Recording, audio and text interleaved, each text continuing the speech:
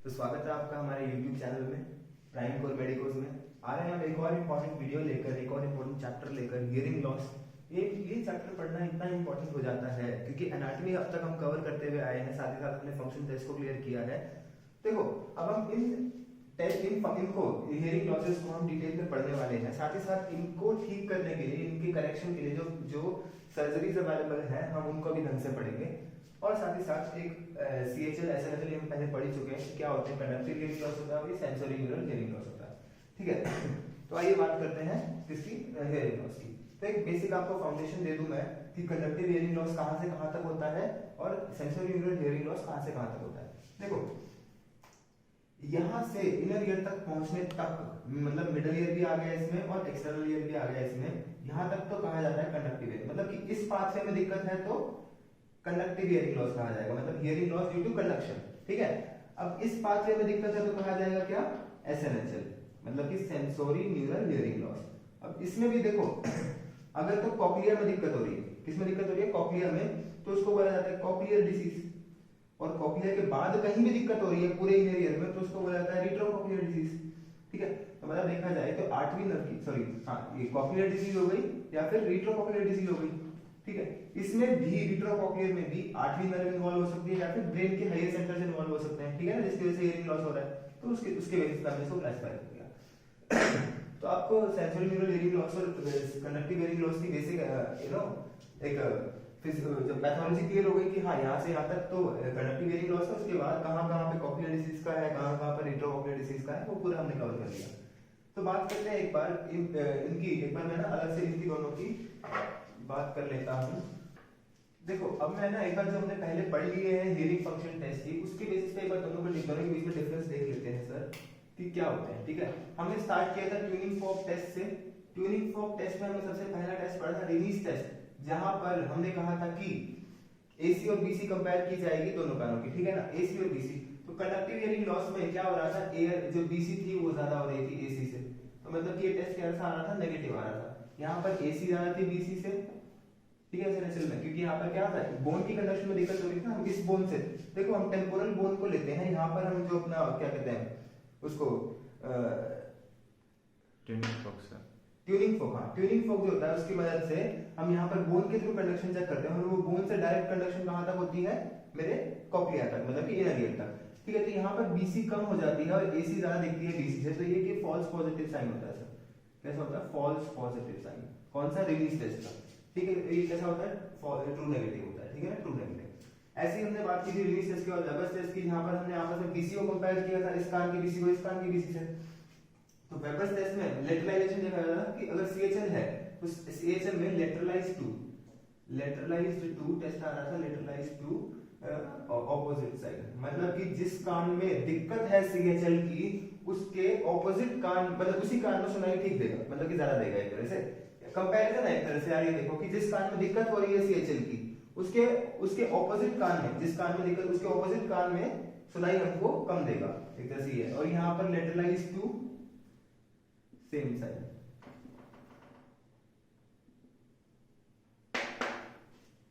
Sir आपको confuse किया मैंने थोड़ा, किसमें, इसमें SNHL में, तुम ये भूल जाओ लेटरलाइज्ड टू क्या कहते हैं, क्या बेटर साइड अपोजिट साइड, ये सब भूल जाओ। तुम तो इतना याद रखो कि यहाँ पर जो लेटरलाइज्ड, मतलब कि यहाँ पर CHL है, सुनाई किस कान में देगा, जो डिसीज वाला कान होगा, जिस कान में CHL की दिक्कत है, ठीक है, डिसीज ऑफ CHL। और यहाँ पर किस कान में सुनाई देगा, लेटरलाइज्ड टू, जहां पर जो बेटर ईयर है हमारा, मतलब कि जो मेरा ठीक कान है उसमें SNHL में ठीक हो रहा है, जिस कान में दिक्कत है उसको सुनाई नहीं दे रहा है, उसके लेटरलाइज का मतलब क्या है यार, किस कान में सुनाई दे रहा है उस कान की तरफ डायरेक्शन की जाती है, ठीक है ना। यहाँ पर लेटरलाइज टू डिसीज, जहां पर डिसीज है CHL की वहां पर सुनाई नहीं दे रहा है सर। अरे बस वो जहां उसके ऑपोजिट कान में सुनाई दे रहा है, मतलब लेटरलाइज मतलब सुनाई देना है, लिख लो यार ये ऊपर, मेरी तरह कंफ्यूज मत हो जाना। सुनाई देगा कहां पर, डिसीज साइड में, यहाँ पर सुनाई देगा कहां पर, बेटर साइड में, ये बात हो गई। रिलीज टेस्ट, इसके बाद में श्वाबैक टेस्ट किया था। श्वाबैक टेस्ट में क्या किया था, तो श्वाबैक टेस्ट में क्या किया था, हमने एग्जामिनर के साथ कंपेयर किया था BC को, ठीक है ना, पेशेंट की BC को एग्जामिनर की BC के साथ कंपेयर किया था। तो इसमें जो हो रही थी, बेटर देन एग्जामिनर आ रही थी, हियरिंग जो थी वो बेटर देन एग्जामिनर आ रही थी, और यहाँ पर जो आ रही थी वो कैसे आ रही थी, लेस देन एग्जामिनर आ रही थी। अरे बस समझ में, लेस देन एग्जामिनर आ रही थी। उसके बाद में प्योर टोनोडियोमेट्री की थी सर, प्योर टोन ऑडियोमेट्री में मैंने बताया था कि जो बीसी था वो मेरा सीएचएल रेफरेंस में मतलब ना, हाँ बीसी, जो बीसी था वो मेरा इसमें सीएचएल में वो मेरा 25 डेसिबल से जो है, जो बीसी जो है यहाँ पर वो 25 डेसिबल से कम होगा। सर यहाँ पर साइन गलत दिखा दिया है, कम होगा मतलब 25 ज्यादा होगा। उसके बाद जो गैप है ए और बी के बीच में वो 15 से 20 डेसिबल से ज्यादा होगा। आइए और समझ में। और यहाँ पर क्या होता है, बीसी और एसी दोनों के दोनों ही 25 डेसिबल से कम होते हैं, और जो गैप होता है ना सर, गैप होता है ए और बी के बीच में, एसी और बीसी के बीच में, वो कैसा होता है 15 से 20 डेसिबल से कैसा होता है, कम ही होता है। आई बात समझ में? क्लियर एकदम। दोनों के दोनों नीचे, मतलब ग्राफ बनाए भी थे सर, यहाँ पर दोनों के दोनों नीचे भी दिखाए थे और उनके बीच का गैप जो था वो 15 से 20 डेसिबल से कम भी दिखाया था। एकदम मेरी बात क्लियर है? ठीक है। तो ये, और उसके बाद अदर टेस्ट, एसएनएचएल के लिए हमने कुछ अलग टेस्ट भी पढ़े थे। देखो जो हमने एसएनएचएल था उसमें कॉक्लिया के लिए अलग पढ़े थे और रेट्रोकॉक्लियर डिजीज के लिए अलग पढ़े थे। जैसे वो टेस्ट कौन से थे यार, वो जो टेस्ट आ रहे थे हमारे कॉक्लियर के और रेट्रोकॉक्लियर के, वो टेस्ट पढ़े थे हमने। कौन से थे? रिक्रूटमेंट पढ़ा था सारे, हमने रिक्रूटमेंट हो गया, सीसी हो गया, शॉर्ट इंक्रीमेंट सेंसिटिविटी इंडेक्स, उसके बाद हमने पढ़ा टोन डीके पढ़ा था, वो सब हमने देखे थे ना यहाँ पर टेस्ट। ठीक है, वो वहां जाकर एक बार तुम फिर से रिवाइज करना उनको। मैं यहाँ पर से रिजल्ट लिख रहा हूँ। रिक्रूटमेंट जो हो रहा था वो कॉक्लियर डिसीज में हो रहा था सर, ठीक है, वो यहाँ पर पॉजिटिव आएगा, यहाँ पर नेगेटिव आएगा। CC short increment sensitive index वो भी कॉक्लियर डिसीज में था, इसमें नहीं था। टोन डीके जो था वो नर्व के डीके की वजह से, सॉरी नर्व की फैटिग की वजह से हो रहा था, तो वो इसमें पॉजिटिव आ रहा था, इसमें नहीं आ रहा था। तो ये टेस्ट एक बार रिवाइज करना कहाँ पर, दूसरी वीडियो में जाकर के। कौन सी वीडियो? जो हमने इन्वेस्टिगेशन ऑफ हियरिंग पढ़ी थी उसकी वीडियो। ठीक है, अब मैं बात करता हूँ मेनली इसकी सर्जरी वाले पार्ट की। देखो सर्जरी की बात करने से पहले एक बार बात करना जरूरी है कि सर्जरी करनी क्यों है यार। अभी तो हमने ये देख लिया कि यार वो नॉर्मल इंट्रोडक्शन देखा हमने, उसके बाद जो टेस्ट देखे हमने कि कौन कौन से टेस्ट किस किस कंडीशन में पॉजिटिव या नेगेटिव आ रहे हैं। अब मैं सर्जरी की बात करने वाला था, उसके पहले ये तो देखो मेरे को सर्जरी करनी क्यों है। तो देखो उसकी इटियोलॉजीज क्या है। पहले तो किसकी? कंडक्टिव हियरिंग लॉस की, कंडक्टिव हियरिंग लॉस की, इसको पहले हम पढ़ रहे हैं, ठीक है ना। हमने अभी कंपैरिजन किया था, कंडक्टिव हियरिंग लॉस को अलग से पढ़ रहे हैं सर, ठीक है। तो कंजेनिटल इटियोलॉजीज होती है, एक्वायर्ड इटियोलॉजीज होती है। कंजेनिटल कैसे कि मियाटस में, मतलब कि मियाटस किसको बोलते हैं, मिडल ईयर को बोलते हैं। तो मिडल ईयर का ट्रैशी हो रहा है कंजेनिटल, मतलब बना ही नहीं है ढंग से। ऑसिकल्स जो है कंजेनिटल जो है वो फिक्स हो चुके हैं कंजेनिटल, मतलब कि ऑसिकल्स फिक्सेशन हो गया, या फिर कंजेनिटली उनमें ऐसी एब्नॉर्मलिटी आ रही है कि उनकी जो बीटिंग है, देखो मैलियस इनकस स्टेपिस की जो कंटिन्यूएशन है बीटिंग की वो भी होनी चाहिए, लेकिन अगर कंजेनिटली कोई जीन में डिफेक्ट आ गया या फिर कोई और दिक्कत है जिसकी वजह से बीच में कंटिन्यूएशन ही नहीं है, तब भी मेरी कंडक्टिव हियरिंग लॉस ही होगी, ठीक है। या फिर कंजेनिटल कोलिस्टियाटोमा। देखो मैं बात करूंगा इस पॉइंट पर अलग से लेता हूं, कंजेनिटल एक्स्ट्रा पॉइंट रहेगा हमारा। जब मैंने बात की थी क्वाड्रेंट्स ऑफ टिम्पैनिक मेम्ब्रेन की, तो उसमें मैंने कहा था कि जब जब उन क्वाड्रेंट की क्लिनिकल पॉइंट्स की जरूरत पड़ेगी मैं तब तब बताऊंगा। तो आज वो जरूरत आन पड़ी है। देखो एंटेरो सुपीरियर क्वाड्रेंट था, एक पोस्टेरो सुपीरियर क्वाड्रेंट था, एक एंटेरो इंफीरियर क्वाड्रेंट था, एक पोस्टेरो इंफीरियर क्वाड्रेंट था। देखो एंटेरो सुपीरियर क्वाड्रेंट याद रखना ये मोस्ट कॉमन साइट है किसकी? कंजेनिटल कोलिस्टियाटोमा की, कंजेनिटल कोलिस्टियाटोमा मोस्ट कॉमन साइट है किसकी? कंजेनिटल कोलिस्टियाटोमा की। और ये पोस्टीरियर सुपीरियर साइट जो है, पोस्टेरो सुपीरियर साइट है, ये मोस्ट कॉमन साइट है किसकी? कोलिस्टियाटोमा की। मतलब कि अदर देन कंजेनिटल रीजंस, जो कोलिस्टियाटोमा की, जो एक्वायर्ड कोलिस्टियाटोमा होता है उसकी जो मोस्ट कॉमन साइट होती है वो पोस्टेरो सुपीरियर क्वाड्रेंट होती है। सर आपने तो ये भी बताया था कि कोलिस्टियाटोमा की सबसे कॉमनेस्ट साइट एक स्पेस होता है, कौन सा? प्रूसैक स्पेस, ये भी बताया गया था आपको, प्रूसैक स्पेस। तो ठीक है, ये फर्स्ट कॉमन मान लो, फर्स्ट मोस्ट कॉमन है, ये सेकंड मोस्ट कॉमन है, ठीक है। कितनी बात क्लियर है? देखो इनमें एक सिमिलैरिटी है कि जो सेकंड मोस्ट कॉमन साइट है कोलिस्टियाटोमा की वो पोस्टेरो सुपीरियर पीएस, जो फर्स्ट मोस्ट कॉमन साइट है वो कौन सी है? वो भी प्रूसैक स्पेस यानी कि पीएस, ठीक है ना। तो ऐसे याद रख सकते हैं एक तरह से। और एंटेरो इंफीरियर पोस्टेरो इंफीरियर की खास बात देखो, यहाँ पर जो मेरिंगोटमी की जाती है, मेरिंगोटमी क्या होती है अभी जस्ट इसके बाद ही डिस्कस करेंगे। मेरिंगोटमी की जाती है without grommet, with grommet insertion. और पोस्टेरो इंफीरियर में मेरिंगोटमी की जाती है विदाउट ग्रोमेट इंसर्शन। ये ग्रोमेट क्या होता है, मेरिंगोटमी क्या होती है, ये भी आ जाना तुम कहां पर, जब मैं बात कर रहा था, ठीक है। अब एक्वायर्ड कॉजेस पे आते हैं। ये आता था कंजेनिटल कोलिस्टियाटोमा की मोस्ट कॉमन साइट कौन सी है? एंटेरो सुपीरियर क्वाड्रेंट, ठीक है। बात कर रहा हूं मैं एक्वायर्ड कॉजेस के, एक्वायर्ड इटियोलॉजीज की, जहां पर हम बात करेंगे एक्सटर्नल ईयर की, क्योंकि सीएचएल का कब होगा? जब एक्सटर्नल ईयर में दिक्कत आएगी, जब मिडिल ईयर में दिक्कत आएगी। तो एक्सटर्नल ईयर में क्या दिक्कत आ सकती है, ऑब्स्ट्रक्शन हो गया मान लो। अब ऑब्स्ट्रक्शन किसी भी तरह से हो सकता है यार, हमारे एक्सटर्नल ईयर में मेल फंस जाता है, वैक्स होता है, कोई ट्यूमर्स हो गया, ट्रैशिया हो गया, या फिर कोई ना आउटग्रोथ हो गई, बेनाइन आउटग्रोथ हो गई, कोई फुंसी हो गई, जिसकी वजह से यहाँ पर ऑब्स्ट्रक्शन हो जाती है। तो यार इसको ऑब्स्ट्रक्शन को निकालने के लिए, जैसे मान लो कि यहाँ पर एक तरह से कोई वैक्स भर गया या ट्यूमर हो गया ट्यूमर हो गया या फिर अट्रैक्शिया हो गया, मैंने बताया, तो उसको हटाया जा सकता है नॉर्मली, ठीक है ना। वैक्स को सर्जरी करने की जरूरत नहीं है। इनको ट्यूमर कैसा कि बेनाइन ट्यूमर की बात कर रहा हूँ मैं, कोई आउटग्रोथ हुई है मान लो, तो उसको नॉर्मल सर्जरी करके या फिर बिना सर्जरी किए भी हटाया जा सकता है, ठीक है। बात करें मिडिल ईयर की, इसमें करनी पड़ती है सर सर्जरी। आइएगा सर, जब मिडिल ईयर में दिक्कत आती है, मिडिल ईयर में परफोरेशन हो गई किसकी, टिम्पैनिक मेम्ब्रेन की, किसकी, टिम्पैनिक मेम्ब्रेन की, तब हमको सर्जरी करनी पड़ेगी, ठीक है। उसके लिए सर्जरी कौन सी लूंगा मैं, मेरिंगोटमी, मेरिंगोटमी, ये जो हमने बात की, ठीक है, इसको रिपेयर करने के लिए, या फिर मेरिंगोप्लास्टी आती है, इसको बोलते हैं मेरिंगोप्लास्टी, ठीक है। जब फ्लूइड भर गया, फ्लूइड भर गया, देखो परफोरेशन हो गया तो मेरिंगोटमी करी मैंने, ठीक है। परफोरेशन ठीक करने के लिए मेरिंगोप्लास्टी, एक्चुअल में मेरिंगोप्लास्टी की जाती है सर ना, इसको बताना है मेरिंगोप्लास्टी, ठीक है। टिम्पैनिक मेम्ब्रेन को रप्चर हुई है उसको ठीक करने के लिए, फ्लूइड भर गया है तो मेरिंगोटमी की जाती है सर, मेरिंगोटमी की जाती है। पाइप डाल करके या फिर पाइप बिना डाले, पाइप मतलब ग्रोमेट, ये ग्रोमेट क्या होता है, ऐसा कलर, ऐसा कुछ पाइप सा होता है सर, है ना, ये ऐसा ऐसी शेप का हम पाइप डालते हैं, ठीक है। अगर कोई डाल रहे हैं तो मेरिंगोटमी विद ग्रोमेट इंसर्शन, नहीं डाल रहे हैं, बिना उसके कर रहे हैं तो विदाउट ग्रोमेट इंसर्शन। आ रही बात समझ में, इस पाइप के थ्रू फ्लूइड को बाहर निकाल लेंगे या फिर बिना पाइप के फ्लूइड को बाहर निकालेंगे, तो वो मेरिंगोटमी सर्जरी होती है। उसके बाद ट्यूमर है तो एक्सीजन करेंगे उसका, ठीक है ना, सर्जरी करके। ऑसिकल्स का डिसरप्शन हुआ है तो इसके लिए एक सर्जरी की जाती है सर, कौन सी, ऑसिक्युलोप्लास्टी, ऑसिक्युलोप्लास्टी। स्टैशन ट्यूब ब्लॉक हो गई है, इसको खोलने के तरीके, ये अलग चैप्टर है, इसके बाद जो चैप्टर आएगा एक्सटर्नल ईयर की डिसीज आएंगी, उसके बाद स्टैशन ट्यूब की ब्लॉकेज को हम अलग से पढ़ने वाले हैं, तो उसमें बात करेंगे इसकी, ठीक है।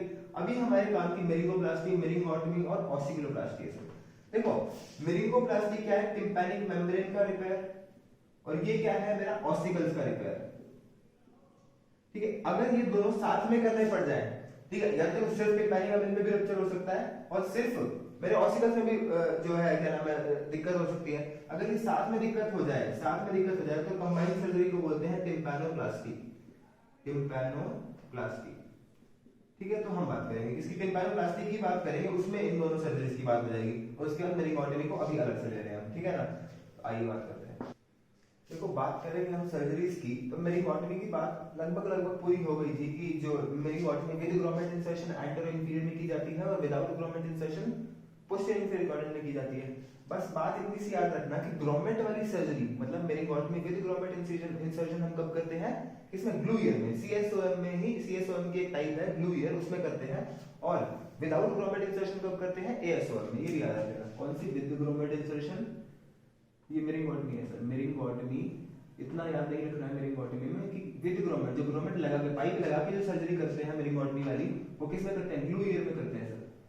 और विदाउट ग्रोमेट किस में कर रहे हैं हम, एएसओएम में कर रहे हैं, एक्यूट सुपरेटिव ओटाइटिस मीडिया। इनको तो हम बहुत डिटेल में पढ़ने वाले हैं, हमारा काम मेनली इनके बारे में तो है सर, तो इनकी डिटेल तो आप पूछो ही मत कि कितनी हम करेंगे, तो ठीक है, विद ग्रोमेट और विदाउट ग्रोमेट, ठीक है, इतनी बात हो जाएगी इसकी। तो अभी के लिए इतना काफी है इसमें। अब आते हैं हमारी सबसे मेन सर्जरी जो है हमारी टिम्पैनोप्लास्टी, टिम्पैनोप्लास्टी, टिम्पैनोप्लास्टी। कब कब करनी पड़ेगी सर ये सर्जरी, जब हमारे मिडिल ईयर में कोई दिक्कत आ जाए, ऑसिकल्स टिम्पैनिक मेम्ब्रेन परफोरेट हो जाए, या फिर ऑसिकल्स में कोई डिसकंटिन्यूटी आ जाए। आ रही है मेरी बात समझ में, तो तुम ये इंडिकेशन तो इसकी अपने आप से लिख लेना कि ये सर्जरी कब कब करनी है मेरे को, ठीक है। मैं तो आपको इसकी इतनी इंपॉर्टेंट बात बताने वाला हूँ कि आपका काम चल जाए इसे। तो ये 5 तरह से की जाती है, 5 टाइप की होती है, एक तरह से 5 लेवल्स होते हैं इस सर्जरी के। टाइप ना बोलिए, इसको लेवल बोलिए सर, क्योंकि 5 लेवल होते हैं, टाइप 4 एंड टाइप 5। देखो होता क्या है, ऐसे मान लो, ठीक है, इतने हिस्से का ही काम है मेरे को। अब अगर सिर्फ टिम्पैनिक मेम्ब्रेन में रप्चर है तो उसको मैंने क्या बोला था पिछली वीडियो में, मेरिंगोप्लास्टी। तो टाइप 1 टिम्पैनोप्लास्टी को हम मेरिंगोप्लास्टी भी बोलते हैं। तो यहाँ पर दिक्कत क्या है, सिर्फ मेरिंगोप्लास्टी, सिर्फ टिम्पैनिक मेम्ब्रेन में रप्चर हुआ और कोई दिक्कत नहीं है, उसको ठीक करेंगे एक सर्जरी से जो है टिम्पेनोप्लास्टी। कौन सी? टाइप 1 टिम्पेनोप्लास्टी, उसका दूसरा नाम मेरिंगोप्लास्टी। सर इतनी बात क्लियर है। अब मान लो दिक्कत आ गई एक मैलियस में भी, ठीक है, मैलियस ऐसे था ना यहाँ पर, मैलियस में भी दिक्कत आ गई। मान लो मैलियस है ही नहीं, या फिर कौन सी थी वो, ऑस्टियोस्क्लेरोसिस हुई ना, ऑस्टियोस्क्लेरोसिस मान लो हुई, या फिर बोन में कोई भी कैंसर हुआ, उसकी वजह से मेरी मैलियस बिल्कुल ही खत्म हो गई। सर अब क्या करेंगे, इस मैलियस को हटा करके इसकी जगह एक नकली मैलियस लगाई जाएगी, जो होता है जिसको बोलते हैं क्या, प्रोस्थेसिस। ठीक है, तो इसमें दिक्कत क्या है, इसमें टिम्पैनिक मेम्ब्रेन भी रप्चर हुई है, इसमें टिम्पैनिक मेम्ब्रेन भी रप्चर हुई है, साथ ही साथ एक मैलियस में भी दिक्कत आई है। तो टाइप 2 टिम्पेनोप्लास्टी का मतलब क्या है, यहाँ पर मेरिंगोप्लास्टी भी करनी पड़ेगी, मतलब टिम्पैनिक मेम्ब्रेन का रप्चर हुआ है उसको भी ठीक करना पड़ेगा, साथ ही साथ मैलियस का प्रोस्थेसिस भी लगाना पड़ेगा। सर मतलब नकली मैलियस भी लगाना पड़ेगा। आगे बात समझ।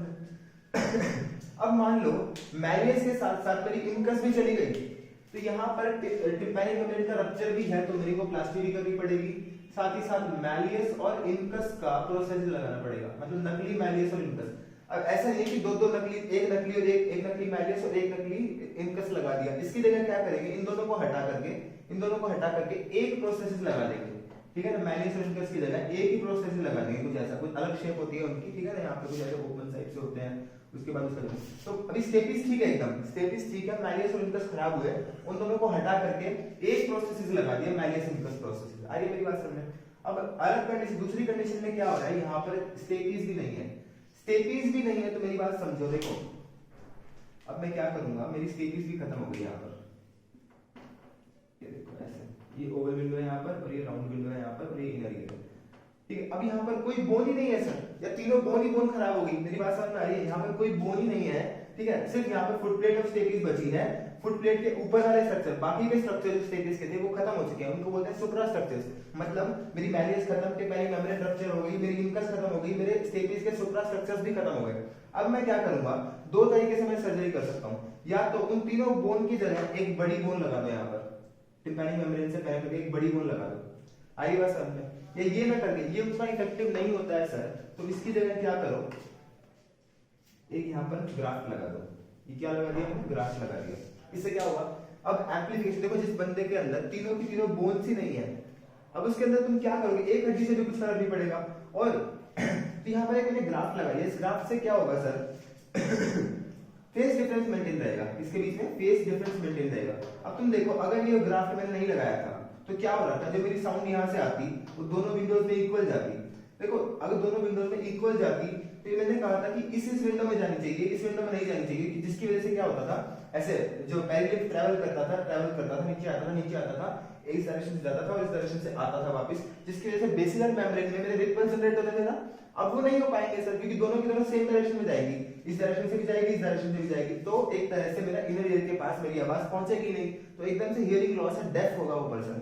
उसके लिए तुम अगर ये ग्राफ यहाँ पर लगा दोगे, मेरे मिडिल ईयर में ये ग्राफ जब लगा दोगे, उससे क्या होगा, इस ग्राफ से जो यहाँ से मेरी टिम्पैनिक मेम्ब्रेन से मेरी जो वॉइस आनी थी वो इस राउंड विंडो में नहीं जाएगी, इस ओवल विंडो में ही जाएगी, और एक तरह से फेस डिफरेंस मेंटेन रहेगा, मतलब कुछ तो सुनाई देगा सर।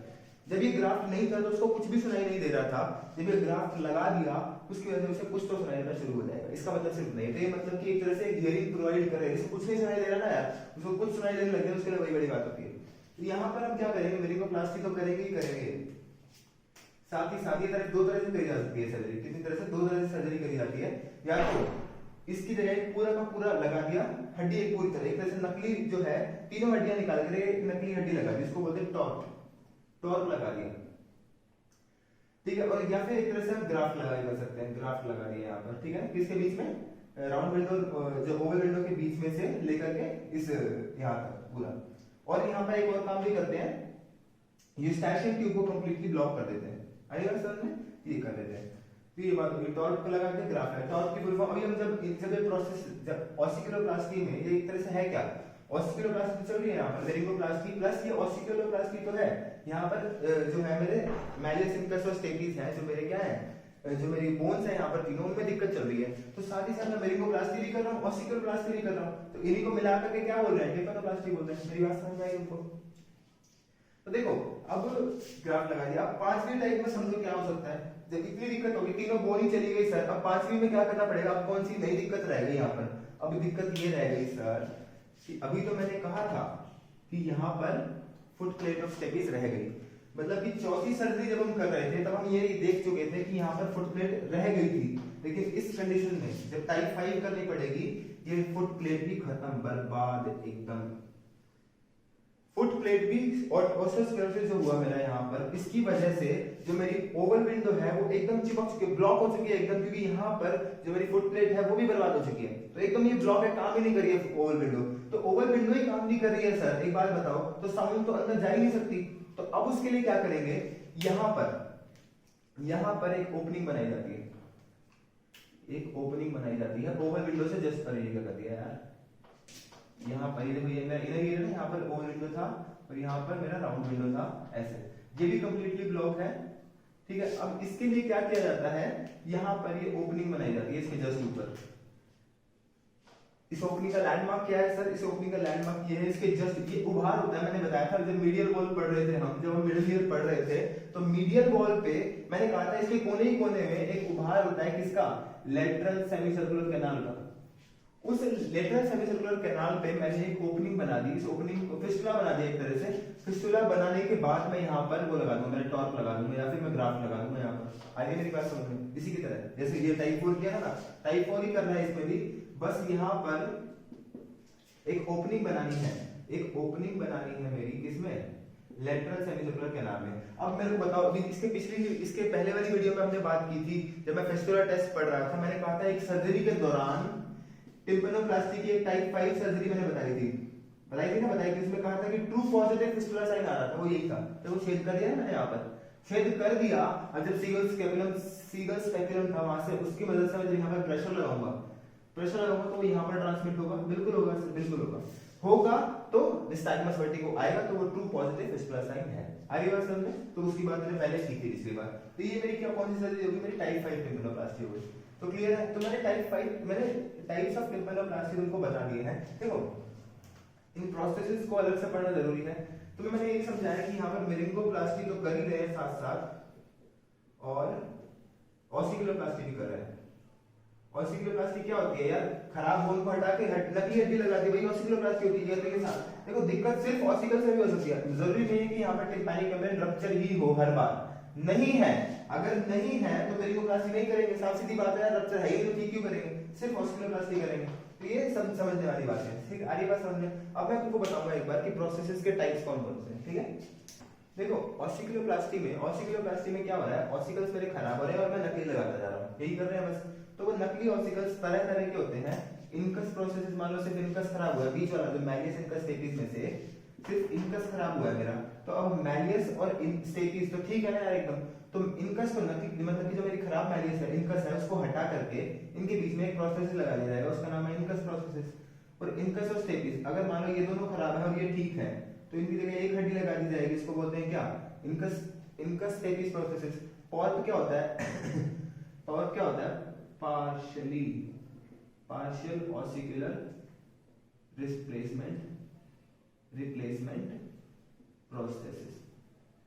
मतलब यहाँ पर क्या हो रहा है, मेरे मैलियस और इनकस खराब हो रखे हैं बस, ठीक है? मैलियस और इनकस खराब हो रखे हैं, उनको हटा करके स्टेपिस एकदम ठीक है, उसका जो पूरी बॉडी भी ठीक है, उसकी फुट प्लेट भी ठीक है, तो इन दोनों को हटा करके एक लगा दिया जाएगा, स्टेपिस के साथ में जोड़ दिया जाएगा, उसको बोलते हैं पॉर्प।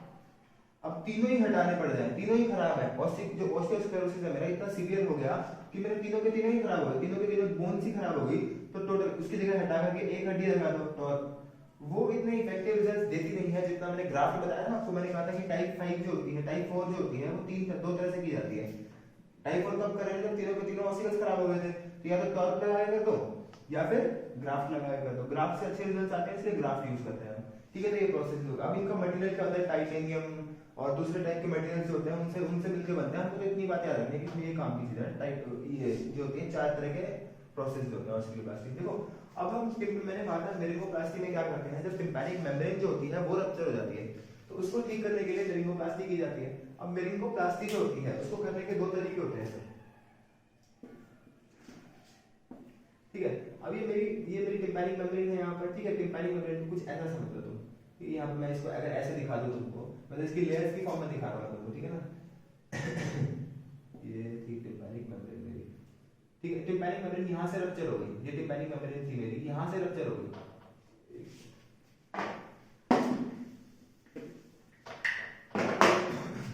टिम्पैनिक मेम्ब्रेन थी मेरी, वो सेंटर में से रप्चर दिखा दी मैंने। ये 3 लेयर है टिम्पैनिक मेम्ब्रेन की, ठीक है ना, ये 3 लेयर है, याद रखना, ठीक है। ये बीच में से रप्चर हो गई। अब इसको ठीक करने के लिए दो तरीके होते हैं सर, ठीक है। मेरी को प्लास्टिक 2 तरीके से की जाती है, ओवरले या फिर अंडरले। इसका मतलब क्या है? ओवरले मतलब ओवर, बाहर की तरफ लगा दिया जाए ग्राफ्ट को, और अंडरले मतलब बाहर अंदर की तरफ लगा दिया जाए। मतलब कि टिम्पैनिक मेम्ब्रेन है, ये उसकी आउटर साइड है और ये उसकी इनर साइड है। मतलब कि इस साइड क्या मिडिल ईयर है और इस साइड एक्सटर्नल ईयर है। अरे बात समझ में? तो इस साइड मतलब कि बाहर की साइड, एक्सटर्नल ईयर की साइड जब मैं ग्राफ्ट लगाऊंगा, अरे ग्राफ्ट क्या होता है सर? तो मेरिंगोप्लास्टी में क्या होता है? टिम्पैनिक मेम्ब्रेन का रप्चर हो रहा है, तो वो रप्चर को ठीक करने के लिए एक ग्राफ्ट लगाया जाता है। मतलब कि हमारी बॉडी का ही कहीं से कोई पार्ट, फेशियल वगैरह लिया जाएगा और इस पार्ट को, मतलब कि इसको रप्चर करने, इसको रप्चर को ठीक करने के लिए उस जो रप्चर्ड एरिया है वहां पर वो ग्राफ्ट पेस्ट कर दिया जाएगा। अब वो ग्राफ्ट बाहर की तरफ पेस्ट करें या अंदर की तरफ पेस्ट करें, दोनों कर सकते हैं। ओवरले और अंडरले 2 मेथड होते हैं। बाहर की तरफ करेंगे तो ओवरले होता है और अंदर की तरफ करेंगे तो अंडरले होता है सर, ठीक है। अब एक बात कर लेते हैं ग्राफ्ट की, वो भी इंपॉर्टेंट है। तो ग्राफ्ट कई तरह के होते हैं, जैसे कि टेम्पोरालिस फेशिया। मैंने बताया था जब मैंने उनको एक्सटर्नल ईयर की शुरुआत ही करी थी, मैंने बताया था उसमें कि यहाँ कान के पीछे इंसिजन दे करके टिम्पैनिक मेम्ब्रेन के रप्चर को ठीक किया जाता है। इसके कान के पीछे देने का मतलब क्या था इंसिजन को? क्योंकि यहाँ से जब हम घुसते हैं तो टेम्पोरालिस मसल जो आती है उसके ऊपर के हम फेशिया को उतार लेते हैं, थोड़े से इतने से फेशिया को उतार लेते हैं और अंदर उसको रख लेते हैं साइड में, और अंदर घुसते घुसते जब हम टिम्पैनिक मेम्ब्रेन तक पहुंचते हैं, उस टिम्पैनिक मेम्ब्रेन पर पहुंच करके उस फेशिया को हम यूज कर लेते हैं, टेम्पोरालिस फेशिया का। अरे बात समझ? इसको यूज करने के बहुत फायदे होते हैं सर, कि इसको एक्सट्रैक्ट करने के लिए, इस फेशिया को, टेम्पोरालिस फेशिया को एक्सट्रैक्ट करने के लिए कोई दूसरी सर्जरी की जरूरत नहीं है। यहाँ से घुसते घुसते ही टेम्पोरालिस फेशिया में मिल जाता है, तो एक ही इंसिजन से काम चल जाता है। दूसरी खास बात क्या बताई थी मैंने इसकी, कि इस फेशिया का बीएमआर अच्छा होता है। बीएमआर जो होता है वो बेसल मेटाबॉलिक रेट जो अच्छा नहीं होता, मतलब कम होता है, जिसकी वजह से मेटाबॉलाइजेशन नहीं करेगा। मेटाबॉलाइज कम होगा तो यहाँ से डिग्रेड, मतलब इसके रिजेक्शन के चांस कम है। आइए मेरी बात समझ में। और इसकी क्या खास बात थी फेशिया की? कि थिक होता है ये। मैंने बताया था तुमको कि हमारी जो टिम्पैनिक मेम्ब्रेन है, कुछ एरियाज में फाइब्रस लेयर एब्सेंट थी, उसको हमने बोला था पास फ्लैसिडा, तो वो वाइब्रेट कर ही नहीं पाती क्योंकि लटकी रहती है, हल्की सी होती है। वो जो थिक होती है, फाइब्रस होती है, वही वाइब्रेट करती है अच्छे से, इसलिए थिक होने का भी एक फायदा है मेरे लिए, ठीक है। टेम्पोरालिस फेशिया की खास बातें याद रखना ये थी। अगर टेम्पोरालिस फेशिया नहीं यूज कर रहे हैं तो और चीजें हैं, कोएंकल कार्टिलेज, ये कोएंकल कार्टिलेज यूज कर सकते हैं यहाँ पर, या फिर जो वेन जा रही है रास्ते में, उनको वेन मिल रही है, उसकी वॉल, उसको एक्सट्रैक्ट कर लो, वेन्स की वॉल को यूज कर सकते हैं। तो अलग अलग फेशियाज हैं, मतलब कि अलग अलग चीजों का हम ग्राफ्ट यूज कर सकते हैं, लेकिन बेस्ट कौन सा है? टेम्पोरालिस फेशिया, ठीक है।